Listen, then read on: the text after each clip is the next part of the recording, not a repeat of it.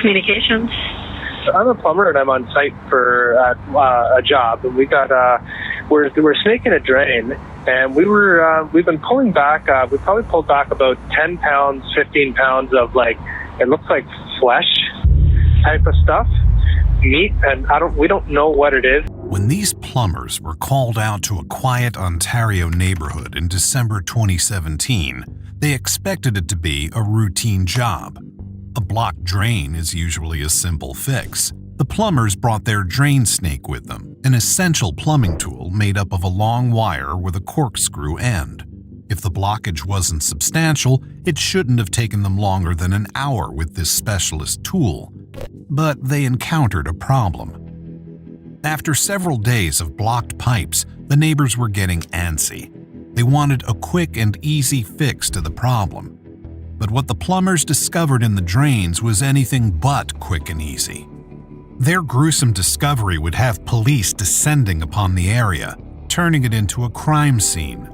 The plumbers had discovered evidence of a grisly murder with far-reaching consequences, and body parts callously flushed down the toilet. This is the chilling story of Adam Strong. Let's start with Rory Hachey. She was born in July 1999 in Oshawa, a quiet suburb in Ontario, Canada. She was a bright and spirited kid with a fondness for animals and the elderly. She kept herself busy outside of school as an Army cadet, and by the age of 13 she had received the Cadet of the Year title twice.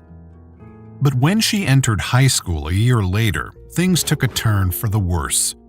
As a 14-year-old freshman, she was offered crystal meth. She accepted it, the first mistake in what would go on to be a years-long struggle with addiction as only a teenager. Rory came from a troubled background. Her grandfather was Bernie Gwindon, otherwise known as Bernie the Frog, the founder of Satan's Choice Motorcycle Club, which was for a time the second largest biker club in the world. As an outlaw biker with drug and assault convictions, he'd served 22 years in prison and had had anywhere between 11 and 16 children. One of these was Rory's uncle, Harley Davidson Gwindon, who owned a clothing store in Oshawa. Rory and her uncle were close. Harley himself was a Hells Angels biker with a history of drug offenses and a tattoo on his back that announced his fight record in prison: 41 wins and no losses.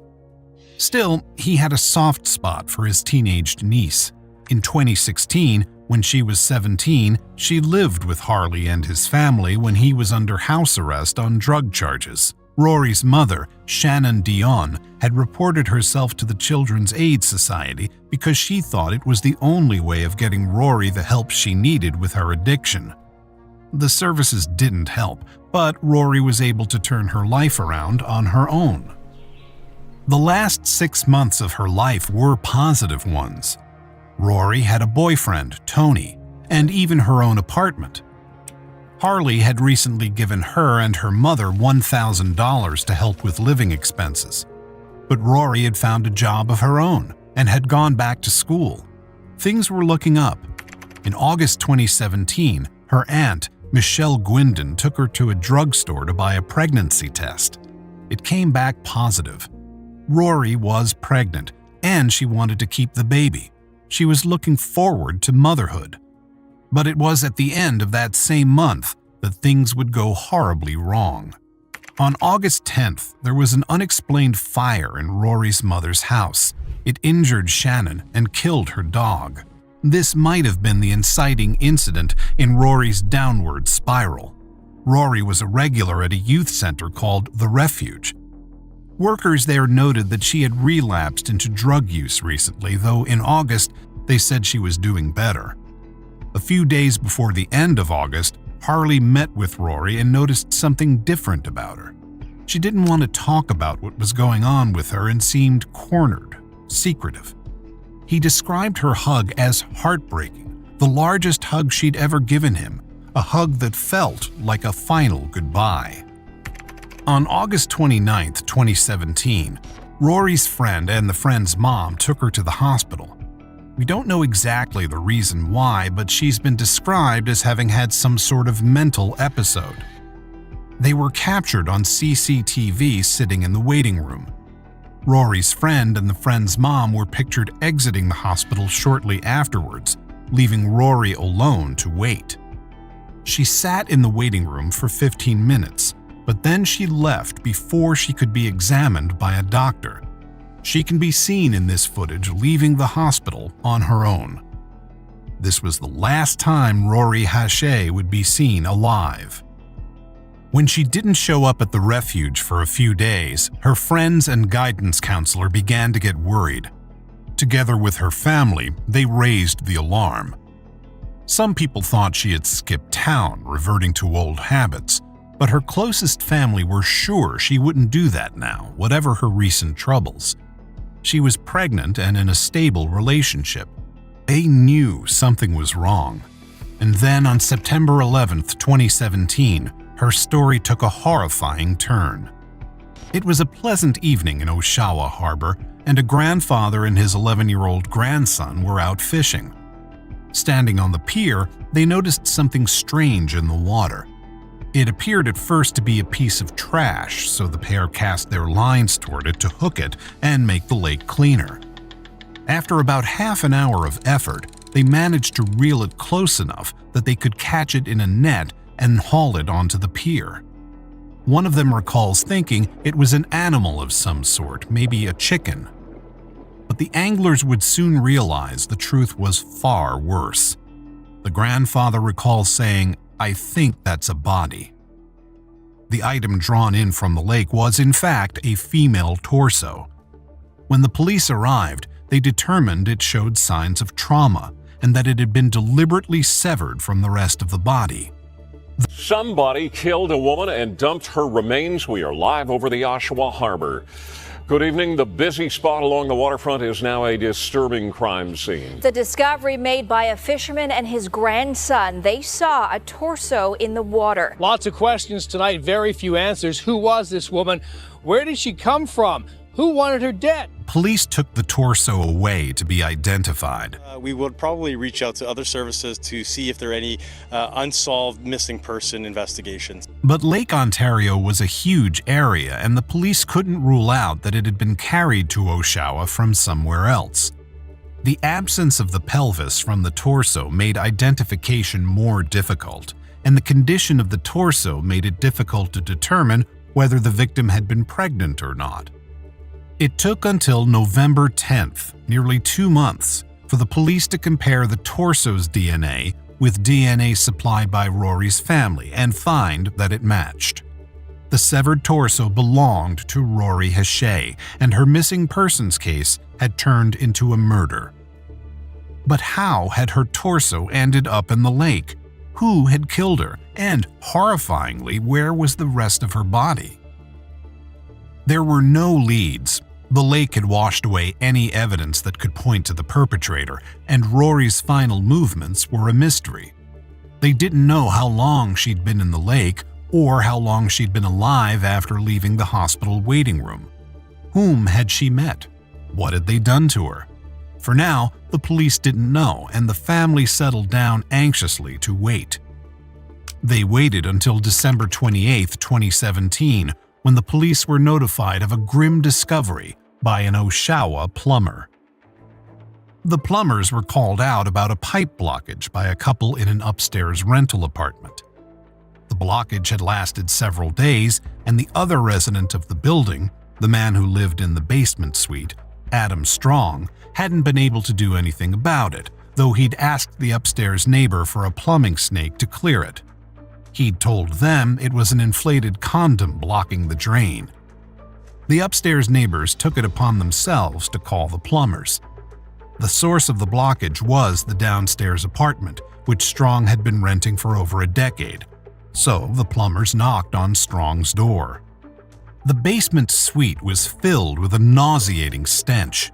Strong seemed nervous, commenting that the state of the drains was vile. And as we know, as the plumbers snaked the pipes, they found something awful. Yeah, I've never seen that. I'm thinking you gotta be so. Everything is here.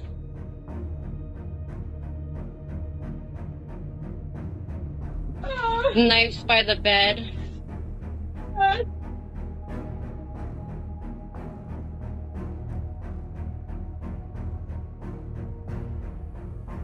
The police arrived shortly afterwards. They suspected that the material coming out of the pipes was human flesh. The plumbers were horrified by what they'd stumbled upon and the awareness that they'd spent so many hours in contact with this man. Because when the police knocked on Strong's door, he opened it and said almost immediately, "The jig's up, it's a body." They arrested him instantly.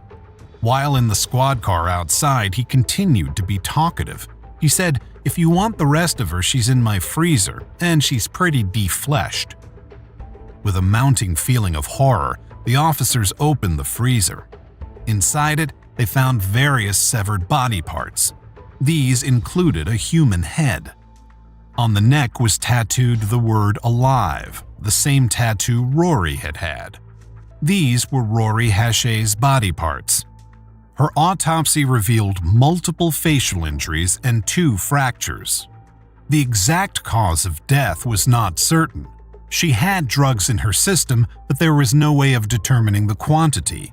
It was also suggested that she might have been strangled or died from blunt force trauma. Whatever the case, she had died in a horrible attack. You said to the officers, if you're looking for the rest of her, you'll find her in the freezer. My question to you is the person in that freezer, Rory? I decline to answer that question. I was told these things go on for like hours. Is that true? It can. It's true. The police didn't get anywhere interviewing Strong, though he'd previously been talkative, almost bragging about the human remains found on his property. So they turned back to his apartment to search for more evidence. It was extremely messy and cluttered. They found a number of restraining devices and adult toys, alongside weapons like a hammer. On this hammer, they found Rory's DNA. They found Rory's running shoes in a plastic bag with what appeared to be blood spatter on them. They also found blood spatter on the wall and the bottom baseboards leading into Strong's bedroom. There was evidence of other crimes too. Strong's online search history documented his obsession with extreme gore and death. This interest had crossed over into the real world in alarming ways. They found an undetonated pipe bomb, which the bomb squad had to be called to detonate.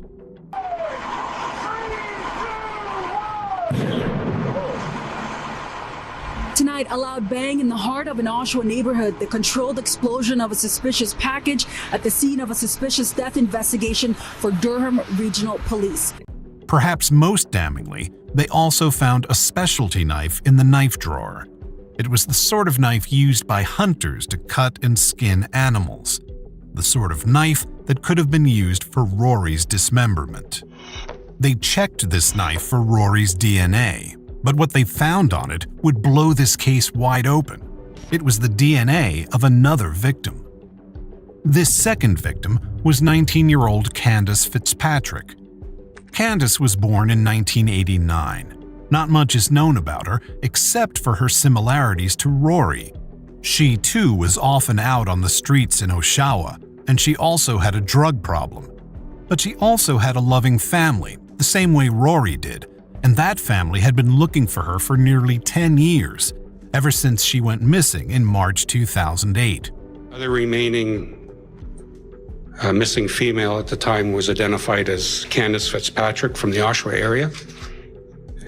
Family had reported to the DRPS in 2010 concerns of her not having been seen since 2008, and she was 18 years old at the time. I felt right from the get-go that this was a seasoned person that has done this before, because my daughter was tough. She was very tough, and she would not have been an easy catch for anybody to handle, you know what I mean? So I knew he knew what he was doing. Now, finally, they had a clue as to what had happened to her, and it was nothing good.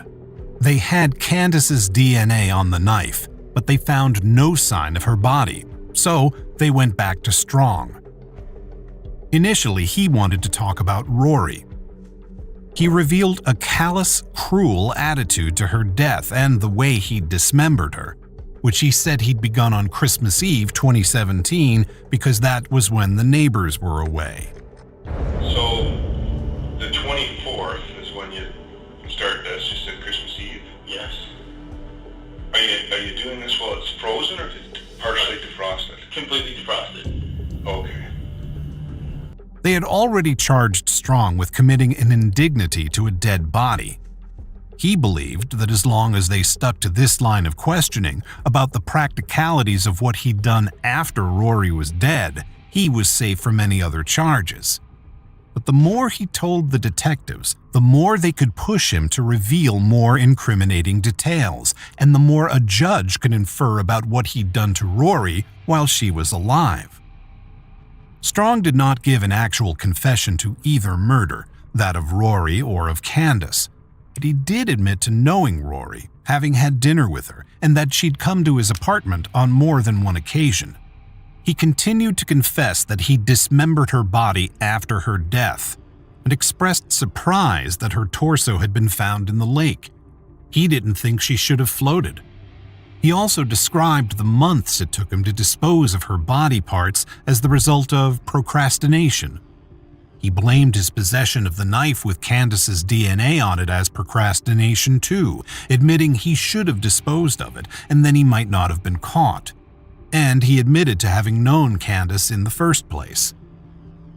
This and the physical DNA evidence were enough for the police to charge Adam Strong with both murders in November 2018, a year after Rory's torso had been identified.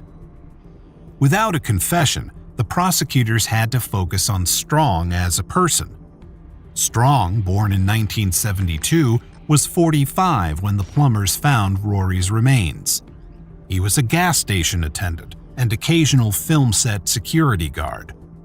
Not much is known about his early life, though he claimed to have had a bad childhood, blaming it for his behavior. "They are my actions, but I don't think I would have made those actions had I been nurtured," he said. "It was a really bad childhood." He also had a troubled history with women. Prosecutors called 2 women to the stand who'd both had relationships with Strong in the past, at least 20 years ago, when Strong himself was in his 20s. They said he'd enjoyed bondage and choking, which for one of the women was consensual, but for the other woman was not. She said she'd felt frightened for her safety when it happened. This troubling behavior painted a picture of an aggressive and cruel person. The defense tried to suggest that perhaps the girls had overdosed and Strong had panicked, disposing of their bodies in case he was blamed. Rory's head injuries, however, told a different story. Strong did his best to delay the trial's proceedings. It took place during the pandemic, meaning much of it was conducted via video link, but even so, there were occasions when he refused to appear. "I was up all night," he complained, refusing to meet with his lawyer to discuss the case. He said, "I'm tired, I want to go to bed." His arrogance did not endear him to the court, and on March 16, 2021, after many delays, Strong was convicted of 1 count of first-degree murder for killing Rory Hachey and 1 count of manslaughter in Candace Fitzpatrick's death. This was all the more remarkable without Candace's body and without a confession to either killing. But the confession to dismemberment was evidently enough. The count of murder carried an automatic life sentence. Perhaps resigning himself to his fate, in July 2021, Strong admitted to a prison guard the location of Candace's remains. The police took him to the location, which was an intersection in Oshawa, and he pointed out where he thought he'd buried her body. They recovered Candace's remains and were finally able to offer her family closure. We're barely surviving a year and a half going through this. I couldn't imagine 10 years, you know? And I met that family in person. There's no way that they did not report that child missing. There's no way, you know? They're good-hearted people. They're hurt, they're crushed.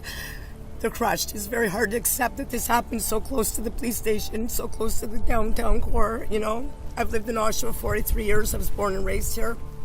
I never thought we had to worry about problems like this here. We had some bad people, but not sent straight from the pit of hell. You know what I mean? So I don't know how to feel about anything other than right now I'm most blessed by the work the detectives have done and their superiors and everything that's been put into this. I do not get the attitude. He's guilty of nothing in his mind. He's already judged, tried, and convicted himself of being guilty of nothing. You know what I mean? I don't have any words for this guy. I don't have any names to call him. I don't have any words for him other than, maybe think about doing the right thing for this city and my family and all my friends that will never be the same again because this has slaughtered us all. Strong's sentence will be especially dangerous for him. Rory's family connection to biker gangs, including notorious outlaw biker Bernie Gwindon, founder of Satan's Choice Motorcycle Club, means that people on the inside will be gunning for Strong as the man who killed their leader's granddaughter. One convict said, "You can't kill the granddaughter of somebody connected to the Hells Angels. It all gets down to that. You can't kill a biker's granddaughter and get away with it." But we still don't know exactly how Strong met these women or why he murdered them. The prosecution theorized that these were crimes of opportunity, that Strong ran into Candace and Rory on the street and kidnapped them. He still has not revealed the truth. What's most disturbing is the decade-long gap between his first kill and his second, and the question of what he might have done in between. What do you think about this horrible story? How could Strong's crimes go undetected for so long? Let us know your thoughts in the comments below.